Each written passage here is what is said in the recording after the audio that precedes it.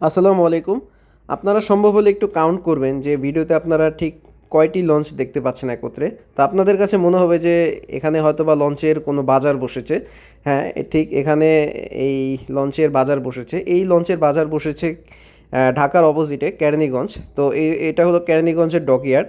এই কেরানীগঞ্জের ডকইয়ার্ডে প্রতি বছরে রমজানের ঈদের আগে এখানে এইভাবে লঞ্চের বাজার বসে থাকে। তার কারণ হলো ঈদের প্রস্তুতির জন্যে এই লঞ্চগুলো এই কেরানীগঞ্জে ডকইয়ার্ডে আসে তাদের মেনটেনেন্স কাজ, টুকটাক মেনটেনেন্স কাজ করানোর জন্য। যেমন কারো ইঞ্জিনের সমস্যা থাকলে ইঞ্জিনের সমস্যা ঠিক করে, কারো যদি রং করানোর প্রয়োজন হয়, তারপর ঝালাই, এই টুকটাক কাজ করার জন্য কিন্তু এই লঞ্চগুলো এখানে অলস সময় পার করে।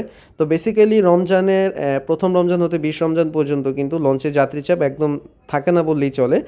আর এই সময়টাতেই এই যে লঞ্চগুলো দেখতে পাচ্ছেন, এই লঞ্চগুলো এই কেরানীগঞ্জের ডকইয়ার্ডে এসে তারা নিজেদের যে প্রয়োজনীয় মেনটেনেন্স কাজগুলো সেগুলো করে ফেলে।